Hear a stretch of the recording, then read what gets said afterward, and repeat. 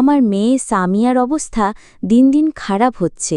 ডাক্তাররা অনেক চেষ্টা করলেও ওর সুস্থতা নিয়ে আমরা খুবই চিন্তিত। আমি জানি এটা খুব কঠিন সময়, কিন্তু আমাদের আল্লাহর ওপর বিশ্বাস রাখতে হবে।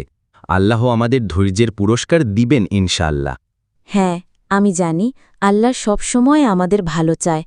তবে কখনো কখনো কষ্ট এত বেশি হয়ে যায় যে মন ভেঙে যায়। সত্যি বলছ, কিন্তু মনে রেখো, আমাদের পরীক্ষা কঠিন হলেও আল্লাহ জানেন আমাদের জন্য কি ভালো। ধৈর্য ধরতে হবে এবং আল্লাহর রহমতের জন্য প্রার্থনা চালিয়ে যেতে হবে। তুমি ঠিক বলেছ, আমাদের যে কোনো কঠিন সময় আল্লাহর কাছে ধৈর্য ধরা উচিত, কারণ তিনি সব সময় আমাদের সাহায্য করেন।